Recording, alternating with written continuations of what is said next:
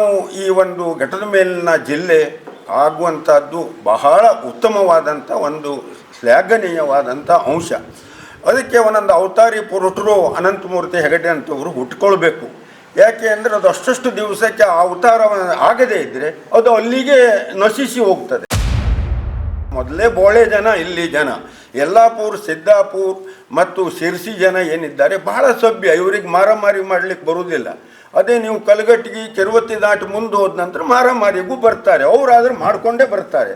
ನಾವು ಆ ಗಟ್ಟಿತನಕ್ಕೆ ಬರಬೇಕು ಅಂದರೆ ನಮಗದು ಆ ಗಟ್ಟಿತನಕ್ಕೆ ನೀವು ಮುಂದಾಗಿದ್ದವರು ಇರಬೇಕು. ಮುಂದಾಗಿದ್ದವರು ಹಾಗೆ ಇರ್ತೀರಿ ಅಂದರೆ ನಾವು ಯಾವಾಗಲೂ ನಿಮ್ಮ ಜೊತೆಗೆ ಇದ್ದೇವೆ.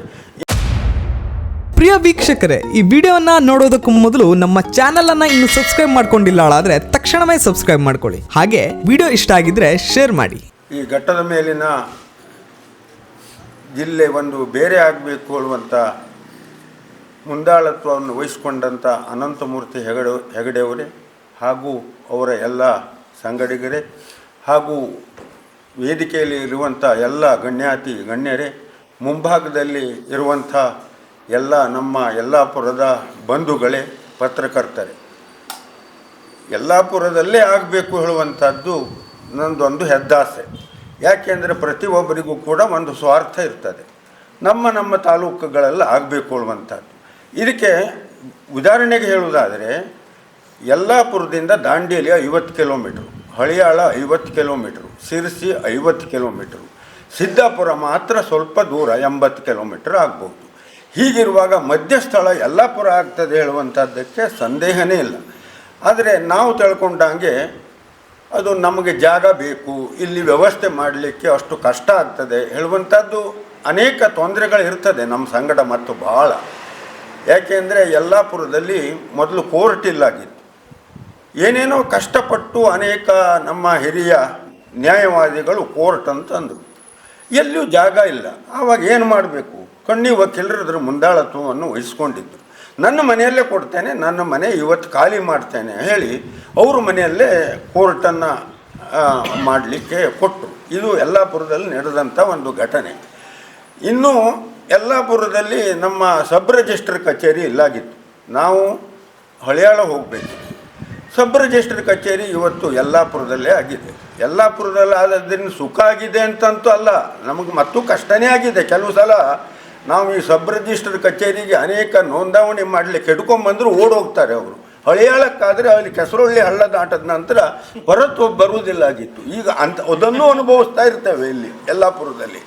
ಆದರೆ ನಾವು ಅದನ್ನು ಕೆಟ್ಟದ್ದು ಒಂದಾದರೂ ಕೂಡ ಅದು ದೊಡ್ಡ ಸುದ್ದಿ ಮಾಡುವುದು ನಮ್ಮ ಒಂದು ಇದು ಪರಿಪಾಠ. ಹಾಗಾಗಬಾರ್ದು. ಒಳ್ಳೆಯದು ಭಾಳ ಆಗ್ತದೆ, ಒಳ್ಳೆಯದು ಆಗ್ತದೆ ಹೇಳುವಂಥ ಭಾವನೆಯಿಂದ ನಾವು ಈ ಒಂದು ಘಟದ ಮೇಲಿನ ಜಿಲ್ಲೆ ಆಗುವಂಥದ್ದು ಬಹಳ ಉತ್ತಮವಾದಂಥ ಒಂದು ಶ್ಲಾಘನೀಯವಾದಂಥ ಅಂಶ. ಅದಕ್ಕೆ ಒಂದೊಂದು ಅವತಾರಿ ಪುರುಷರು ಅನಂತಮೂರ್ತಿ ಹೆಗಡೆ ಅಂತವರು ಹುಟ್ಕೊಳ್ಬೇಕು. ಯಾಕೆ ಅಂದರೆ ಅದು ಅಷ್ಟು ದಿವಸಕ್ಕೆ ಆ ಅವತಾರ ಆಗದೇ ಇದ್ದರೆ ಅದು ಅಲ್ಲಿಗೆ ನಶಿಸಿ ಹೋಗ್ತದೆ. ಆದ್ದರಿಂದ ಈ ಸಂಘಟನೆಯಲ್ಲಿ ತೊಡಕೊಂಡಂಥ ಜನ ಏನಿದ್ದಾರೆ ಆರಂಭ ಶೂರತ್ವ ಒಂದು ಆಗಬಾರ್ದು ಹೇಳುವಂಥ ಮನವಿ ನಂದಿದೆ. ಖರ್ಚು ವೆಚ್ಚ ಬಂದರೆ ಮತ್ತೆಲ್ಲರೂ ಸೇರಿ ನಾವು ಅದನ್ನು ಸುಧಾರಿಸ್ಕೊಳ್ಳೋಣ.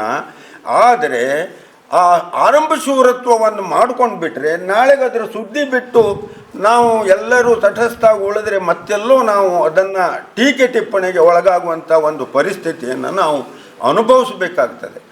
ಆದ್ದರಿಂದ ನಮಗೆ ಅನಂತಮೂರ್ತಿ ಹೆಗಡೆಯವರು, ಅವರು ಸಂಗಡ ಇದ್ದವರು ಗಟ್ಟಿಯಾಗಿ ನೀವು ಮುಂದಾಳತ್ವ ವಹಿಸ್ಕೊಂಡು ಹೋಗಬೇಕು.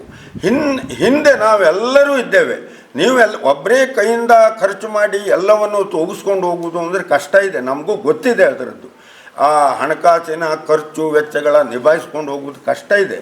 ಆದರೆ ನಾವು ಅನೇಕ ಸಂಘ ಸಂಸ್ಥೆಯವರು ಶಿರ್ಸಿ, ಸಿದ್ದಾಪುರ, ಯಲ್ಲಾಪುರದಲ್ಲಿ ಈ ಹೊತ್ತಿಗೂ ಕೂಡ ಗಟ್ಟಿಯಾಗಿ ಇದ್ದೇವೆ. ಆ ಗಟ್ಟಿಯಾಗಿರುವುದರಿಂದ ನೀವು ಪ್ರತಿ ಮನೆಗೆ ಹೋಗಿ ನಿಮ್ಮ ತೊಂದರೆಯನ್ನು ಹೇಳಬೇಕು ಅಂತೇಳಿ ನಾವು ಅನಿಸ್ಕೊಳ್ಳೋದೂ ಇಲ್ಲ.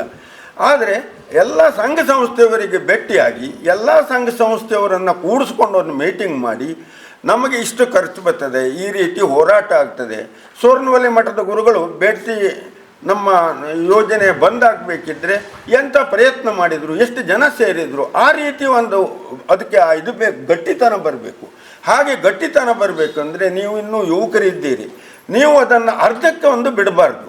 ಅರ್ಧಕ್ಕೆ ಬಿಟ್ಟರೆ ನಮಗೆಲ್ಲನೂ ಒಂಥರ ಉತ್ತರ ಕನ್ನಡದವರು ಈ ಹೇಳ್ತಾರೆ ಕೆಲಸ ಮಾಡುವುದಿಲ್ಲ. ಮೊದಲೇ ಬೋಳೆ ಜನ, ಇಲ್ಲಿ ಜನ ಯಲ್ಲಾಪುರ, ಸಿದ್ದಾಪುರ ಮತ್ತು ಶಿರ್ಸಿ ಜನ ಏನಿದ್ದಾರೆ ಬಹಳ ಸಭ್ಯ, ಇವರಿಗೆ ಮಾರಾಮಾರಿ ಮಾಡಲಿಕ್ಕೆ ಬರುವುದಿಲ್ಲ. ಅದೇ ನೀವು ಕಲಗಟ್ಟಿಗೆ ಕಿರುವತ್ತಿ ದಾಟಿ ಮುಂದೆ ಹೋದ ನಂತರ ಮಾರಾಮಾರಿಗೂ ಬರ್ತಾರೆ, ಅವರಾದ್ರೂ ಮಾಡಿಕೊಂಡೇ ಬರ್ತಾರೆ. ನಾವು ಆ ಗಟ್ಟಿತನಕ್ಕೆ ಬರಬೇಕು ಅಂದರೆ ನಮಗದು ಆ ಗಟ್ಟಿತನಕ್ಕೆ ನೀವು ಮುಂದಾಗಿದ್ದವರು ಇರಬೇಕು. ಮುಂದಾಗಿದ್ದವ್ರು ಹಾಗೆ ಇರ್ತೀರಿ ಅಂದರೆ ನಾವು ಯಾವಾಗಲೂ ನಿಮ್ಮ ಜೊತೆಗೆ ಇದ್ದೇವೆ. ಇನ್ನೂ ಒಂದು ಅಂಶ ಹೇಳಿ ನನ್ನ ಮಾತು ಮುಗಿಸ್ತೇನೆ, ನಾವು ಉದ್ದ ಮಾಡ್ತೇನೆ ಅಂತೇಳಿ ತಿಳ್ಕೊಳ್ಬೇಡಿ ಯಾರು. ಮತ್ತು ನಮ್ಮ ಜಿಲ್ಲೆಯಲ್ಲಿ ಭೌಗೋಳಿಕವಾಗಿ ನಮ್ಮ ಜಿಲ್ಲೆಯಲ್ಲಿ ಹಳ್ಳಿಯಲ್ಲಿ ಕಿಲೋಮೀಟ್ರು, ಅರ್ಧ ಕಿಲೋಮೀಟ್ರು ಒಂದು ಮನೆ ಇದೆ. ಆ ಒಂದು ಮನೆಗೆ ಹೋಗಬೇಕಿದ್ರೆ 3 ಹಳ್ಳ ದಾಟಬೇಕಾಗ್ತದೆ. ದೊಡ್ಡ ದೊಡ್ಡ ಮಳೆಗಾಲದಲ್ಲಿ ಆ ಹಳ್ಳದ ಪೂಲ್ ಕೊಚ್ಚಿ ಹೋಗ್ತದೆ. ಆವಾಗ ಈ ಸರ್ಕಾರ ಎಲ್ಲ ಯೋಜನೆಗಳನ್ನು ಇಡ್ತದೆ. ಫ್ಲಡ್ನಲ್ಲಿ ಅಂಥ ಸಂದರ್ಭ ಬಂದರೆ ದುಡ್ಡು ಹಾಕಿ ಅದನ್ನು ಕೆಲಸ ಮಾಡಿ ಮುಗಿಸಿ ಅಂತ ಸರ್ಕಾರ ಇಡುತ್ತದೆ. ಆದರೆ ಇಲ್ಲಿ ಜಿಲ್ಲಾಧಿಕಾರಿಗಳ ಉಸ್ತುವಾರಿಯಲ್ಲಿ ಆ ಫ್ಲಡ್ನ ಕೆಲಸ ಆಗಬೇಕು. ಯಾವ ಜಿಲ್ಲಾಧಿಕಾರಿಗಳು ಒಂದು ಫ್ಲಡ್ನಲ್ಲಿ ಆ ದುಡ್ಡನ್ನು ಹಾಕಿ ಇದನ್ನು ಎಲ್ಲೋ ತಾಲೂಕಿಗೆ ಒಂದು ಕಡೆ 2 ಕಡೆ ಮಾಡ್ಬೋದು, ಇದು ಸಾವಿರಾರು ಕಡೆಗಿಂತ ಅನಾಹುತಗಳಾಗ್ತದೆ. ಆದರೆ ಯಾವ ಜಿಲ್ಲಾಧಿಕಾರಿಗಳು ಇಲ್ಲಿ ಬಂದು ಮುಟ್ಲಿಕ್ಕೆ ಆಗೋದಿಲ್ಲ. ಅಂಥ ಭೌಗೋಳಿಕವಾಗಿ ನಮ್ಮ ಕ್ಷೇತ್ರ ಏನಿದೆ ಬಹಳ ತ್ರಾಸಿನಲ್ಲಿರುವಂಥ ಒಂದು ಕ್ಷೇತ್ರ ಆಡಳಿತಾತ್ಮಕವಾಗಿ. ಹಾಗಾಗಿ ಜಿಲ್ಲೆ ಆಗಬೇಕು, ಇಲ್ಲಿ ಯಲ್ಲಾಪುರದಲ್ಲೇ ಆಗಲಿ ಹೇಳುವಂಥ ಒತ್ತು ನಂದು. ಇನ್ನು ಎಲ್ಲೇ ಆಗಲಿ ಘಟದ ಮೇಲಾದರೂ ಒಂದು ಆಗಲಿ ಹೇಳುವಂಥ ಭಾವನೆಯನ್ನು ವ್ಯಕ್ತಪಡಿಸಿ ಈ ಮುಂದಾಳತ್ವಕ್ಕೆ ಭಗವಂತನ ಅನುಗ್ರಹ ಇರಲಿ ಹೇಳುವಂಥ ಒಂದು ಆಶೀರ್ವಚನವನ್ನು ಹೇಳಿ ನನ್ನ ಮಾತಿಗೆ ವಿರಾಮ ಹೇಳ್ತೀನಿ. ವೀಕ್ಷಕ ಮಹಾಪ್ರಭುಗಳೇ, ನಮ್ಮ ಚಾನಲ್ ಅನ್ನು ಸಬ್ಸ್ಕ್ರೈಬ್ ಮಾಡಿ, ಶೇರ್ ಮಾಡಿ, ಪ್ರೋತ್ಸಾಹಿಸಿ.